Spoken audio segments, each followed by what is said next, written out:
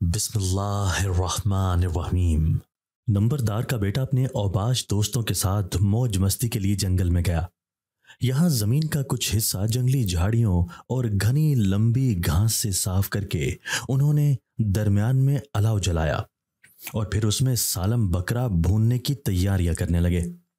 وہ اپنا دل بہلانے کے لیے لڑکیوں کو بھلائے تھے جو ان کے سامنے تیز میوزک پر اپنے نیم اریاں بدنوں کے ساتھ رقص کر رہی تھیں۔ الاؤ کے لیے مزید لکڑیاں لانے کے لیے انہوں نے قریب کے درختوں کی شاخیں کاٹیں اور انہیں بھی آگ میں جھونک دیا۔ وہ ہنستے کہکے لگاتے شراب اور کباب کا لطف اٹھا رہے تھے کہ ایک زوردار چٹاخ کی آواز آئی تو ان کے کہکوں کو بریک لگ گئے۔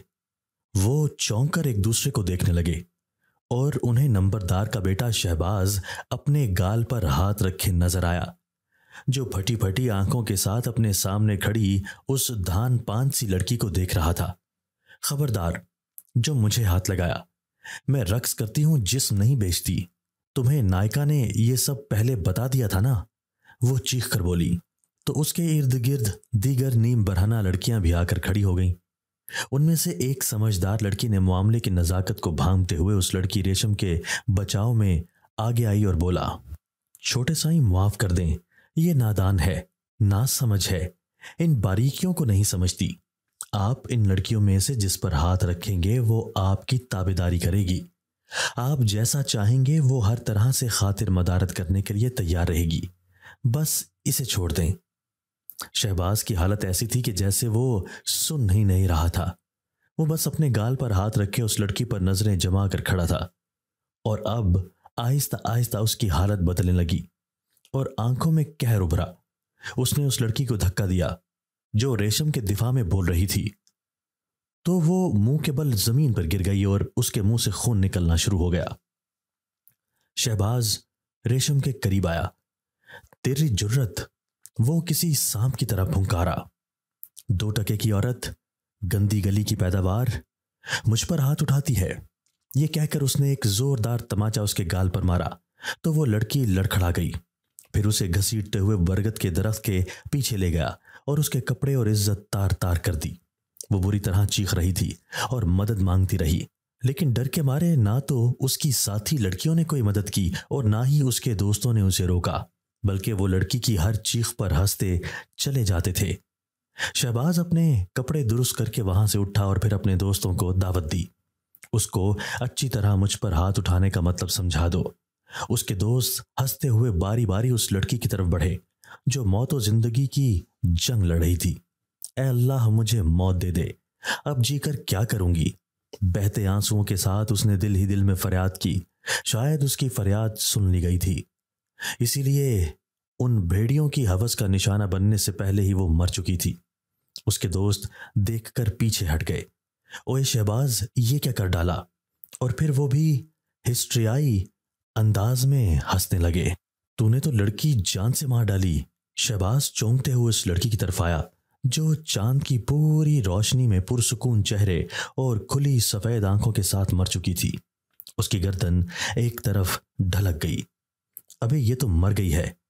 وہ سب بھیڑیے اس لڑکی کی موت پر کہکے لگانے لگے جو چند لمحوں پہلے زندگی سے بھرپور تھی۔ اس کی ساتھی لڑکیاں سینہ پیٹتے ہوئے اس کی طرف بڑھیں، لیکن پھر شہباز کے دوستوں کی درندگی کا شکار ہونے لگیں۔ ان کے لیے تو یہ کوئی نئی بات نہ تھی، لیکن ریشم کے لیے وہ سبھی دکھی تھی، کیونکہ وہ جانتی تھی کہ ریشم خواہ کتنے ہی مشکل وقت سے گزر رہی ہوتی، لیکن اس نے جسم فروشی شروع نہ کی، وہ بس خود کو رقص تک محدود رکھتی تھی۔ شہباز نے شراب کی بوتل کھولی اور غٹا خٹ پینے لگا۔ بکرے کے گوشت کے بھن جانے کی خوشبو چارسو پھیلتی جا رہی تھی۔ اس نے چاقو سے بکرے کی ران سے گوشت کاٹا اور پھر اسے کسی درندے کی طرح بھنبوڑ کر کھانے لگا۔ اچانک زوردار آواز گونجی اور برگد کے درخت کے پاس سے کڑکڑاتی ہڈیوں اور تیز ہوا چلنے کی آواز ایک ساتھ ابھری، اور پھر کئی چمگادڑیں اڑتی ہوئیں ان کے سروں پر سے گزرنے لگیں۔ اچانک الاؤ بجھ گیا اور ان کے موبائل کی فلیش لائٹس نے بھی کام کرنا چھوڑ دیا۔ ان کے پاس سیل والی بیٹریاں بھی تھیں، لیکن وہ بھی نہیں چل رہی تھیں۔ اندھیرا تھا کہ پھیلتا ہی چلا جا رہا تھا اور ہاتھ کو ہاتھ سجھائی نہیں دیتا تھا۔ وہ سب ایک دوسرے کو آوازیں دینے لگے اور اندازے سے ایک دوسرے کے قریب جانے لگے۔ شہباز بھی ہاتھ آگے کیے کسی اندھے کی طرح آگے بڑھتا گیا۔ اچانک اسے ایک بھیانک آواز اپنے کان کے پیچھے سنائی دی تو اس کا دل اچھل کر اس کے حلق میں آ اٹکا۔ شراب کا نشہ حیران ہو گیا اور وہ اپنے دوستوں کو چیخ چیخ کر پکارنے لگا، جن کی آوازیں اب آنا بند ہو چکی تھیں۔ وہ بری طرح ڈر کر اب بھاگنے لگا تو خوفناک آوازیں بھی اس کے پیچھے پیچھے آنے لگیں۔ اسے لگتا کہ جیسے بہت ساری بلیاں رو رہی ہیں یا پھر کتے اپنی منحوس روتی آواز میں اس کا پیچھا کر رہے ہیں، اور یہ آوازیں اتنی قریب تھیں کہ اسے لگا کہ جیسے وہ جانوروں کے نرغے میں آ چکا ہے۔ اس نے آوازوں سے بچنے کے لیے ایک سیدھ میں دوڑ لگا دی، لیکن اسے بالکل بھی پتہ نہیں چل رہا تھا کہ وہ بھاگ کر کہاں جا رہا ہے۔ وہ کئی بار اوندھے منہ زمین پر گرا اور بھاگنے لگا۔ اچانک چیخ کی آواز سناٹے کو چیرتی ہوئی اسے سنائی دی اور وہ رک گیا۔ اس کا سینہ کسی ڈھونکنی کی طرح تیز تیز چلنے لگا اور چیخوں کا یہ سلسلہ ایک دم سے رک گیا۔ اب ہر طرف سناٹا تھا اور کوئی آواز سنائی نہیں دے رہی تھی، لیکن اس کے باوجود اس کا دم نکل رہا تھا۔ اس کا گلا پیاس کی شدت سے خشک ہو چکا تھا۔ خوف کی کیفیت سے اپنی رگوں میں خون جمع ہوا محسوس ہو رہا تھا کہ اچانک چاند بادلوں کی اوٹ سے نکلا اور مدھم چاندنی سی اسے اپنی ارد گرد محسوس ہونے لگی۔ وہ ارد گرد دیکھنے کے قابل ہوا تو اسے پتہ چلا کہ وہ جنگل میں کافی اندر تک آ چکا تھا۔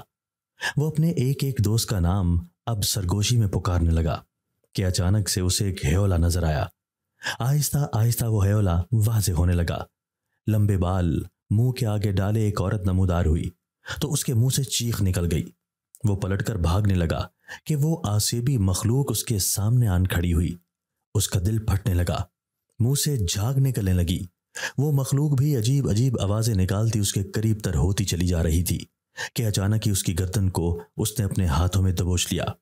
شہباز کی سانسیں رکنے لگیں اور وہ خود کو چھڑانے کے لیے جلدی جلدی اپنے ہاتھ پیر چلانے لگا کہ اچانک اسے اپنی گردن کی ساری ہڈیاں ٹوٹنے کی آواز ایک ساتھ آئی اور پھر اسے اپنی شہرگ بھی دبتی محسوس ہوئی۔ اس کی سانسیں گھٹ رہی تھیں اور زبان باہر نکلنے لگی۔ وہ شدید اذیت میں تھا کہ اچانک اس آسیبی مخلوق نے مٹھی کھول دی اور وہ کسی کٹے ہوئے شہتیر کی طرح زمین پر گرا اور تڑپنے لگا۔ اب وہ مخلوق اس کے سینے پر چڑھ گئی اور اس کے منہ کے قریب اپنا منہ لے آئی۔ شہباز نے اپنی آدھ کھلی آنکھوں سے اس کی طرف دیکھا جہاں اس کی سفید آنکھیں اس پر جمی ہوئی تھیں اور اس کا منہ خون سے بھرا ہوا تھا اور زبان کسی سانپ کی طرح بار بار نکلتی تھی۔ شہباز میں مزید دیکھنے کی سکت نہ ہوئی اور اس کی جان نکل گئی۔ اچانک شہباز کا جسم اکڑنے لگا اور ہاتھ پاؤں مڑ گئے۔ اس کی لاش اس قدر خوفناک ہو گئی کہ صبح جب اس کے دوست ڈھونڈتے ہوئے جب اس جگہ پہنچے تو ان کی چیخیں نکل گئیں۔ وہ سب الٹے پیروں وہاں سے بھاگے۔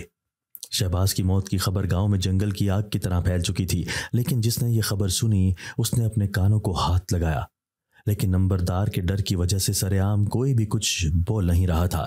لیکن جو لوگ نمبردار کے بیٹے کے ظلم کا نشانہ بن چکے تھے ان کے لبوں سے تشکر کے الفاظ نکلنا بند نہیں ہوئے۔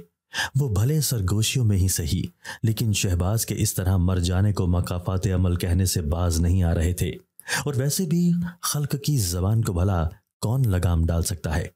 جب شہباز کی موت کی خبر نمبردار کی حویلی میں پہنچی تو کوہرام بچ گیا۔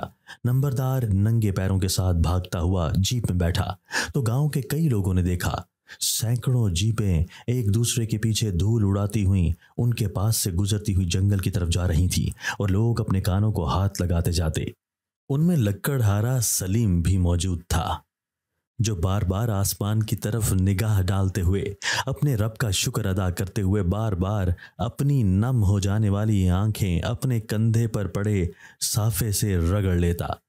الحمدللہ کے کلمات اس کی زبان سے ادا ہوتے جا رہے تھے کہ کس طرح اللہ نے ایک ظالم اور ہوس زدہ بھیڑیے سے اس گاؤں کی دھرتی کو مزید ناپاک ہونے سے بچا لیا۔ وہ بھی اس ہجوم میں کھڑا اپنے پاس سے گزرتے نمبردار ملک جہاں داد کو دھواں دھواں چہرے کے ساتھ گزرتے ہوئے دیکھ چکا تھا اور مسلسل استغفار بھی پڑھنے لگا۔ پھر وہ اس ہجوم سے تیزی سے نکلا اور اپنے گھر کی طرف جانے والی گلی میں مڑ گیا، جہاں اس کی بوڑھی ماں اور جوان بہن رانی موجود تھیں، اور جنہیں وہ ہمیشہ باہر سے تالا لگا کر اندر بند کر کے جاتا تھا۔ وہ گھر پہنچا، اس نے تالا کھولنے سے پہلے حسب عادت دائیں بائیں دیکھا اور پھر وہ اندر داخل ہو گیا اور تیزی سے اندر کمرے کی طرف بڑھا، جہاں اس کی بوڑھی ماں اور بہن خاموشی سے اپنا وقت گزار رہی تھی۔ وہ جو ہی اندر داخل ہوا تو سیدھا ماں کے پیروں سے لپٹ گیا۔ ماں، اللہ نے تیری سن لی، شہباز مر گیا۔ رانی کی ماں نے بے یقینی سے سلیم کی طرف دیکھا۔ اس کی بہن رانی خوشی سے کھڑی ہو گئی۔ کیا واقعی سچ؟ تم جھوٹ تو نہیں بول رہے نا؟ ارے پگلی، میں کیوں جھوٹ بولوں گا؟ یہ خبر پورے گاؤں میں پھیل چکی ہے۔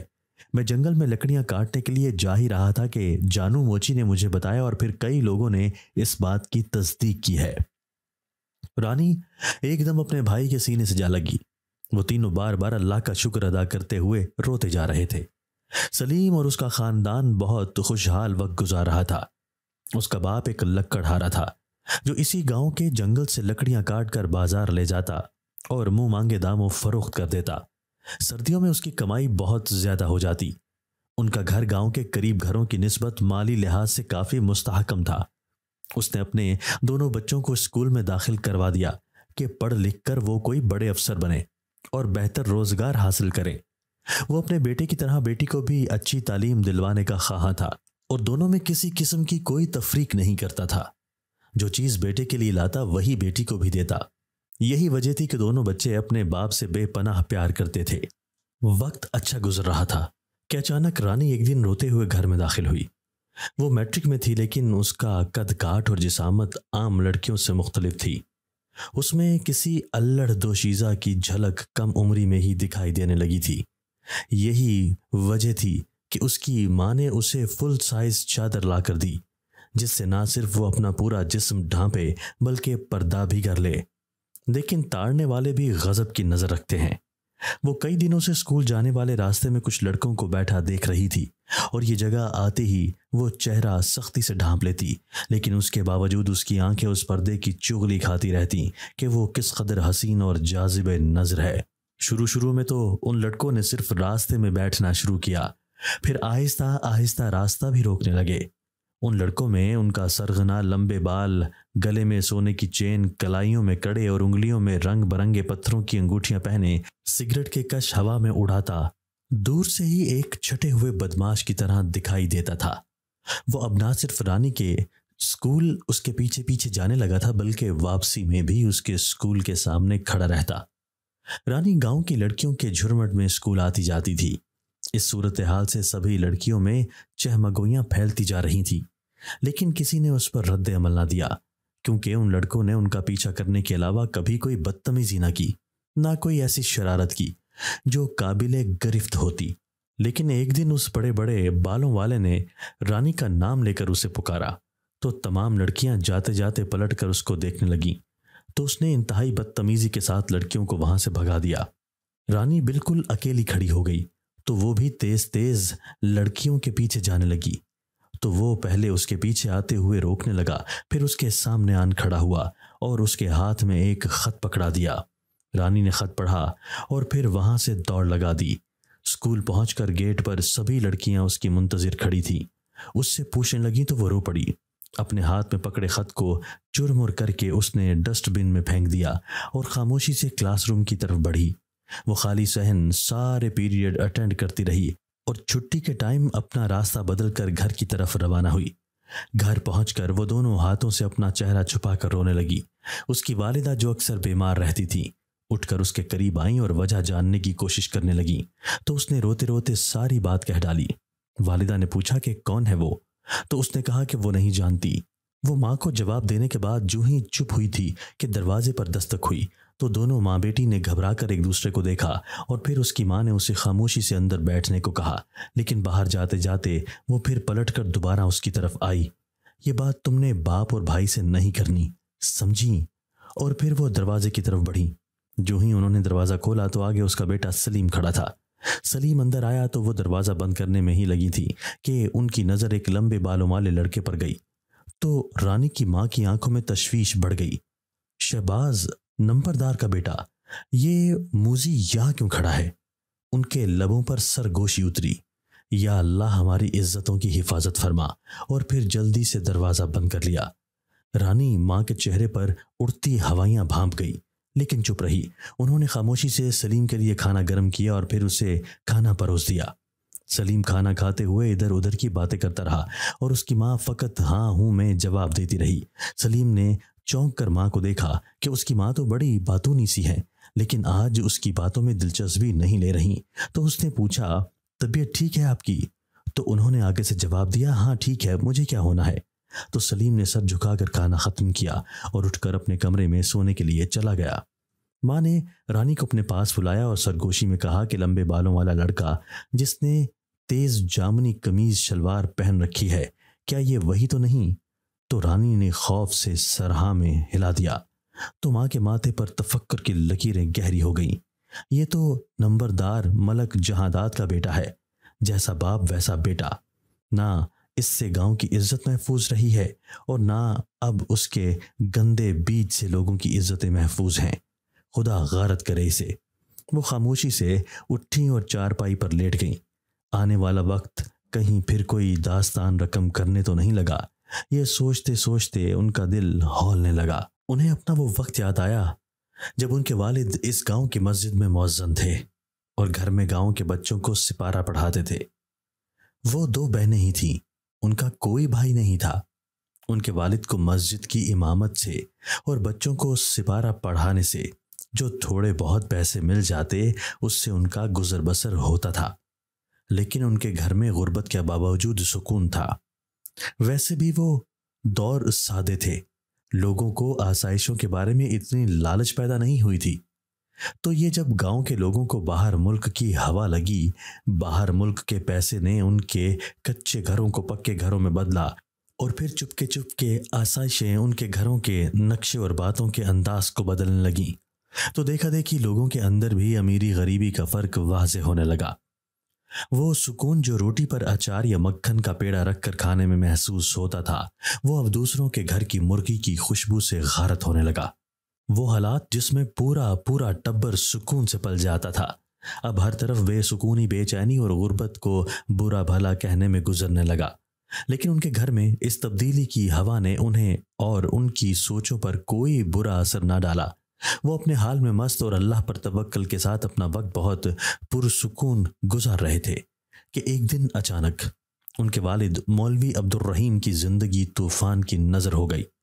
जब मुल्क जहादात की नज़र उनकी बड़ी बेटी मलिका पर पड़ी, जो अपने नाम की तरह ही मलिका थी, गांव की सबसे खूबसूरत और वज़ादार लड़की।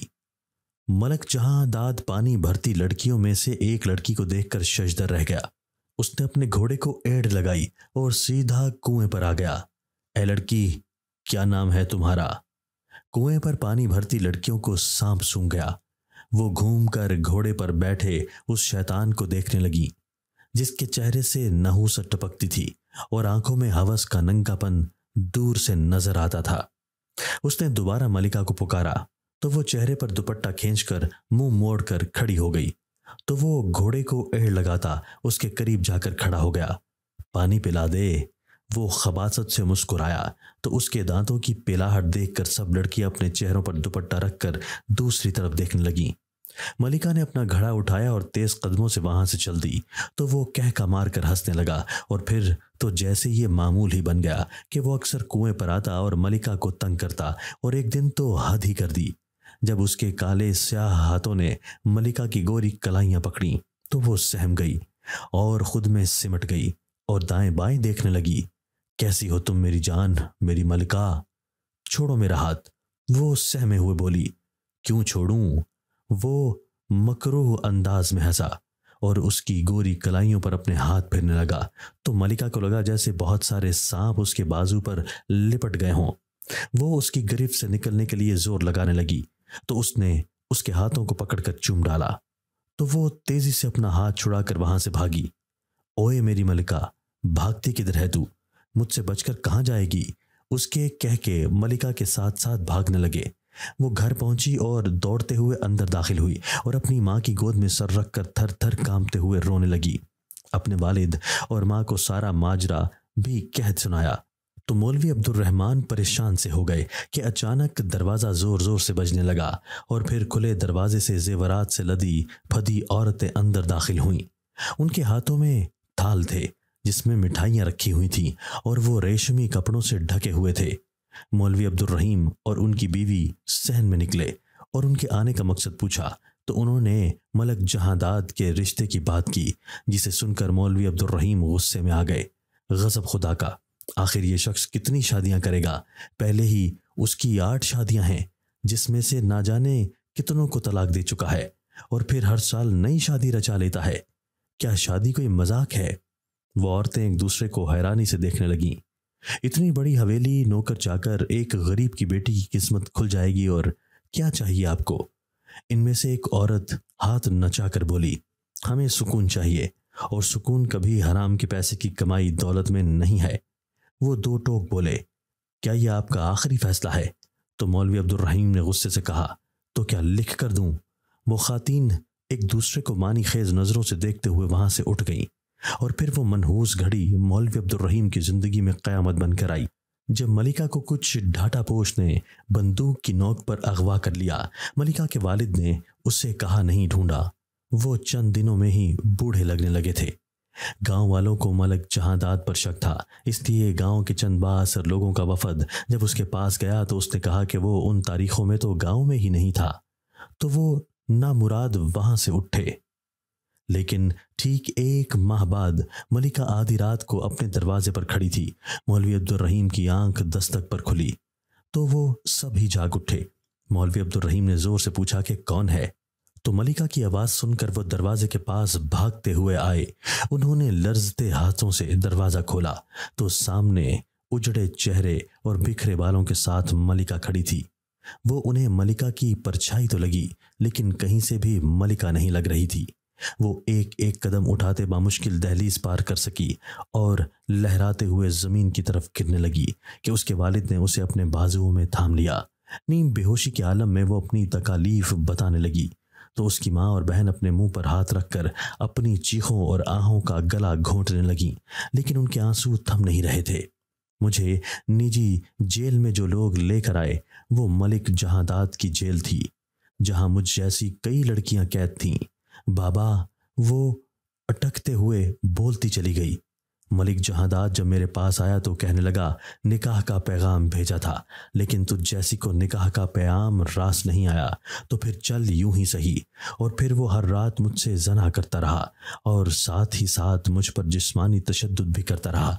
फिर कहने लगा कि दिल भर गया है तुझ में, अब कुछ बाकी नहीं रहा। और फिर अपने बंदों को कहा कि इसे घर छोड़ाओ। वो बोलते बोलते रुक गई और आंखें खोलकर सबको देखने लगी। बाबा, मैं मैली हो गई, इतनी मैली कि मेरी नापाकी को तेरे घर का साफ पानी भी न धो सके। मौलवी अब्दुर्रहीम उसकी बात सुनकर रोते हुए उठे और उसे अपने सीने से लगाया।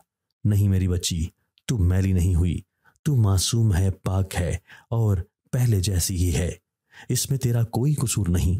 वो उसके सर पर हाथ फेरते रहे। वालिदा और बहन बेआवाज रोती चली गईं। उस वक्त ये खूबसूरत गहवारा आतिश कदा में तब्दील हो गया था, जिसमें उनके जिस्मों के साथ साथ दिल भी चल रहे थे। फिर उसकी वालिदा ने उसे उठाया और चारपाई पर लेटा दिया और खुद भी आने वाली सुबह लोगों के सवालों के लिए खुद को तैयार करने लगी। सुबह जब वो उठे तो मलिका अपनी चारपाई पर ना थी।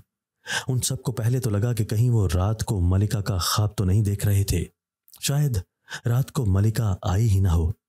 लेकिन जब चारपाई पर उसकी चादर देखी तो वो सब एक बार फिर रोने लगे कि नहीं, वो ख्वाब नहीं था, वो वाकई रात को आई थी। लेकिन सवाल ये था कि अब वो इस वक्त कहाँ गई। वो सब दीवानावार बाहर भागे कि अचानक दरवाजे पर लोगों का शोर सुनकर ठटक गए। मलिका ने कुएं में छलांग लगा दी। ऊंची आवाज़ों में जब उन्होंने अपनी बेटी के हवाले से ये बात सुनी तो हकदक चेहरा लिए वो हुजूम के सामने खड़े थे।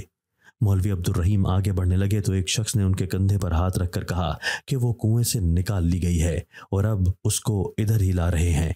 ये बात सुनकर मौलवी अब्दुर्रहीम जमीन पर बैठते चले गए और ऐसे बैठे कि दोबारा कभी ना उठ सके।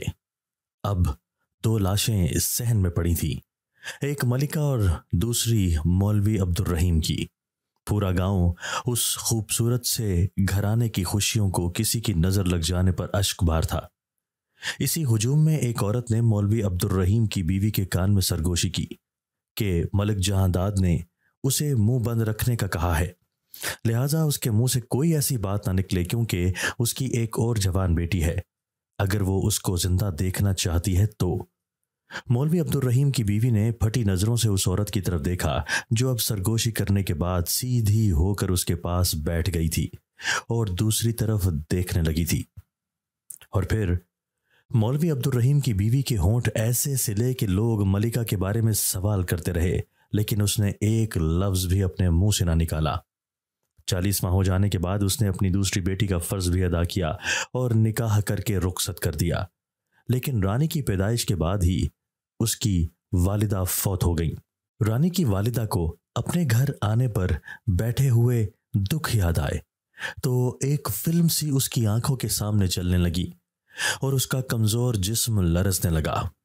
کیا ایک بار تاریخ پھر سے اپنے آپ کو دہرائے گی؟ کیا یہ درندہ اب اس کی بہن کے بعد اب اس کی بیٹی کو شکار کرنے کے لیے اپنے دان تیز کر رہا ہے؟ میں ایسا ہونے نہیں دوں گی۔ لیکن میں ایسا کیا کروں کہ وہ اس درندے سے بچ سکے؟ وہ خود کلامی کرتے ہوئے اپنی بے بسی پر پھوٹ پھوٹ کر رونے لگی۔ وہ مزید اپنے خاوند سے رانی کے ان معاملات کو بے خبر رکھنا نہیں چاہتی تھی، اس لیے جب شام کو اس کا خاوند گھر لوٹا تو اس نے یہ خبر اپنے خاوند کو سنائی۔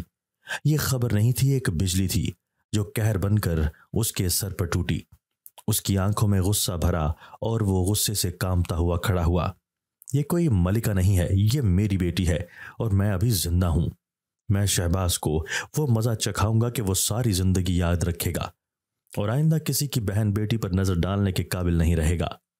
یہ کہتے ہوئے وہ باہر نکل گیا، لیکن باہر نکلنے سے پہلے اس نے اپنے بیٹے سلیم کو ماں اور بہن کا خیال رکھنے کو کہا اور دروازہ اندر سے مضبوطی سے بند کرنے کی تاکید کرتے ہوئے وہ باہر چلا گیا۔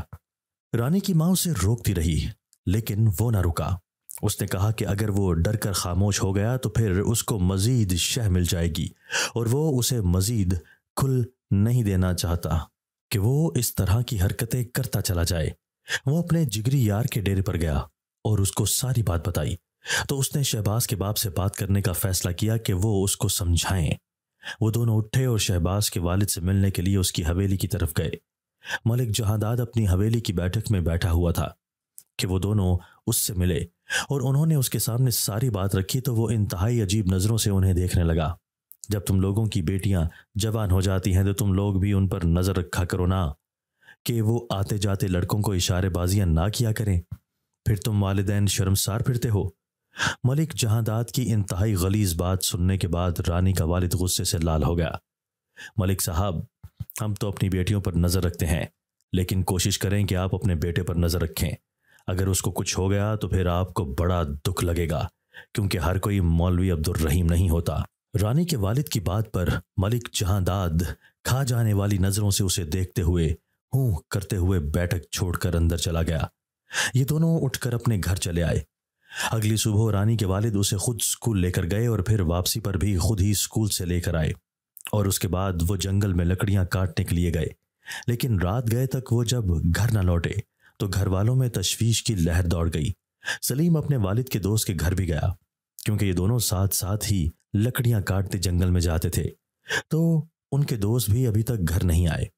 ان کے گھر والے بھی پریشان تھے، چنانچہ سلیم ان کے بیٹوں کے ساتھ مل کر جنگل کی طرف گیا۔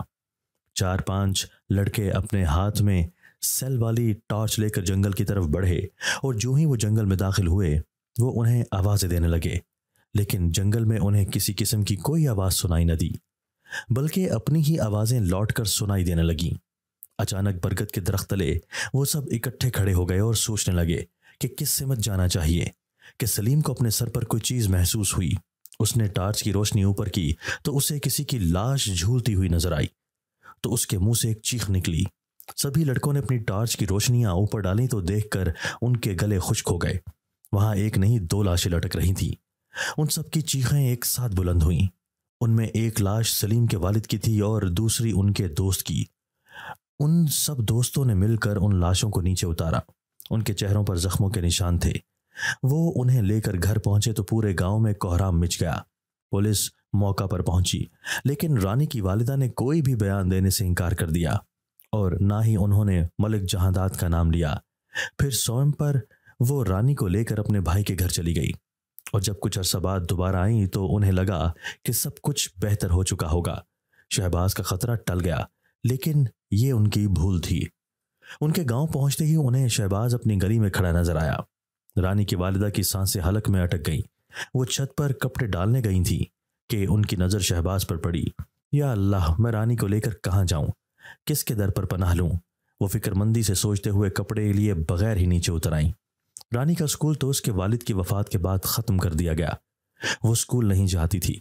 रानी को अपने स्कूल ना जाने का बहुत दुख था, लेकिन उसकी वालिदा ने उसको समझाया कि तुम्हारी तालीम तुम्हारी इज्जत से बढ़कर नहीं है, लिहाजा खामोशी से घर में रहो और जब हालात साजगार हो जाएं तो फिर स्कूल चली जाना। रानी एक फर्मा बरदार बेटी के तौर पर अपनी माँ की बात को अपने पल्लू से बांध कर बैठ गई और फिर उसने कभी भी अपनी माँ से स्कूल जाने के मामले पर ना तो बात की और ना ही जिद की। रानी की माँ ने सलीम के साथ बैठकर मशवरा किया और सलीम को कहा कि वो जब बाहर जाने लगे तो घर को ताला लगा कर जाए और किसी को भी ये ना बताए कि वो माँ बेटी घर में हैं, बल्कि अगर कोई पूछे भी तो कह देना कि अपने भाई के घर चली गई हैं। यूं शहबाज का खतरा उनके सरों पर से टल जाएगा। सलीम ने अपनी माँ की बात से इत्तेफाक किया और जब भी वो घर से बाहर जाने लगता तो घर को बाहर से ताला लगा देता और उसने गांव में ये बात मशहूर कर दी कि उसकी माँ और बहन अपने मामू के घर दूसरे शहर चली गई हैं। ये वक्त मुश्किल था। हर वक्त घर में ताले के अंदर पाबंद रहना आसान न था, लेकिन वो इंतहाई एहतियात करती थी। दोनों माँ बेटी सरगोशी में एक दूसरे से बात करती कि मुबादा उनकी कोई बात या उनकी कोई आवाज़ घर से बाहर गुजरने वाले के कान में पड़ जाए। बाथरूम सहन में होने की वजह से वो रात को इसका इस्तेमाल करती। दिन को वो बाथरूम भी इसलिए ना जाया करती कि कहीं गली में से गुजरते हुए किसी को शुबा ना हो जाए कि बंद घर में कैसी आवाज़ें आ रही हैं। सलीम ने अपनी तालीम छोड़ दी थी और उसने अपने वालिद का आबाई पेशा अपनी गुजर बसर के लिए अपना लिया था। वो दिन को उसी जंगल में जाकर लकड़ियां काटता और शाम को बेच देता और जो पैसे मिलते उनसे खाने पकाने के लिए कुछ ना कुछ घर में ले आता। यूं वक्त गुजरने लगा। वो जब भी जंगल जाता तो उस बरगद के दरख्त तले जरूर जाता जिस पर उसके बाप और उसके दोस्त की लाश लटक रही थी और वहां घंटों अफसुर्दा बैठा रहता। एक दिन वो अपने बाप की याद में बैठा हुआ था कि उसे अपने सर के ऐन ऊपर उल्लू फड़फड़ाता हुआ एक दरख्त से दूसरे दरख्त पर जाता हुआ दिखाई दिया और फिर उसके देखते ही देखते कई उल्लू उड़ने लगे और पास ही झाड़ियों में सरसराहट की आवाजें भी आने लगीं। वो डरपोक नहीं था, लेकिन अचानक उसका दिल खौफ से भरने लगा। तो वो वहां से उठ गया कि अचानक उसे अपने सामने दो बच्चे नजर आए। तो वो चौंक गया। क्या आप हमारी मदद करेंगे? मेरी बहन दलदल में गिर गई है। इस जंगल में काफी अंदर दलदली जमीन थी और वहां जाने की हिमाकत कोई नहीं करता, लेकिन इतने मासूम बच्चों को देखकर वो इनकार नहीं कर सका। वो उनके साथ गया तो वहां नन्ही बच्ची दलदल से निकलने के लिए हाथ मार रही थी और आहिस्ता आहिस्ता नीचे धंस रही थी। सलीम ने फौरन से फंदा बनाकर बच्ची की तरफ फेंका। जो ही वो रस्सा उसके सीने के गिर्द आया, उसने रस्सी का दूसरा हिस्सा खींचा तो वो रस्से में जकड़ गई और उसने फौरन जोर लगाया तो बच्ची बाहर आती चली गई। इतने में एक मर्द औरत की आवाज उसे अपने पीछे सुनाई दी तो उसने पलट कर देखा। वो परेशान हाल बच्ची की तरफ आए और उससे फौरन उठा लिया और फिर वो मर्द सलीम की तरफ बढ़ा और कहने लगा, तुम बर वक्त ना आते तो हो सकता था मेरी बच्ची को कोई हादसा पेश आ जाता। कोई बात नहीं, ये तो मेरा फर्ज था। मेरी जगह कोई और भी होता तो वो जरूर बच्ची की मदद करता। ये कहकर सलीम ने रस्सी जमीन से उठाई और जो ही ऊपर उठा तो वो चारों लोग मौजूद नहीं थे। उसने इधर उधर देखा मगर वो उससे कहीं दिखाई न दिए। वो वहां से डरते हुए निकला तो उसे बरगद के दरख्त तले वही बच्चे नजर आए तो वो डर गया। अंकल ये लें आपकी रस्सी, ये आप वहीं भूल गए थे। सलीम ने डरते डरते उनके हाथों से रस्सी ली और पूछा कि तुम लोग कहाँ रहते हो? तो वो कहने लगे कि हम वहां रहते हैं। उन्होंने बरगद के दरख्त की तरफ इशारा किया। अब तो किसी भी किस्म की कोई गलत फहमी न थी। यकीनन ये जिन्नात के बच्चे थे।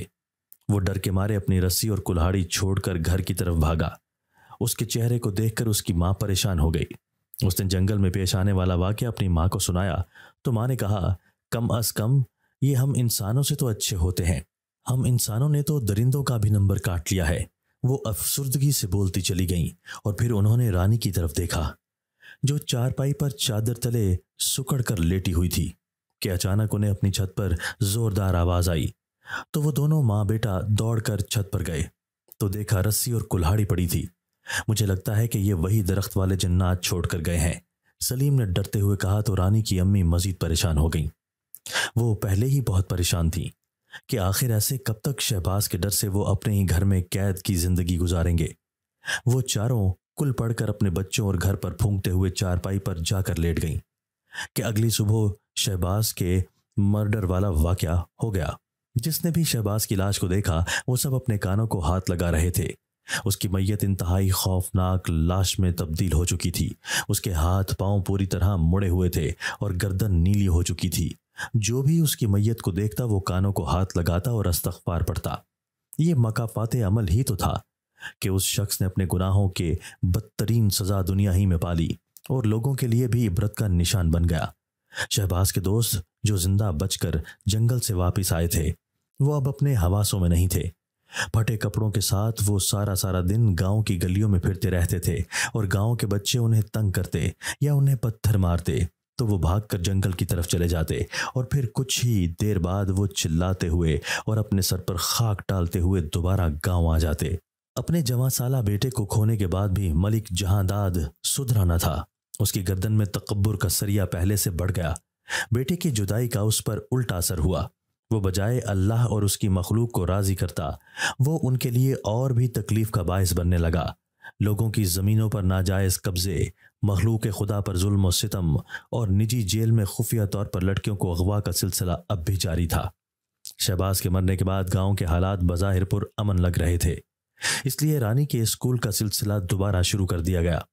ایک دن اسی نجی اسکول کی تقریب میں ملک جہانداد کو بطور چیف گیسٹ انوائٹ کیا گیا تھا، کیونکہ یہ اسکول ملک جہانداد نے اپنی زمینوں پر بنوانے کی اجازت دی تھی۔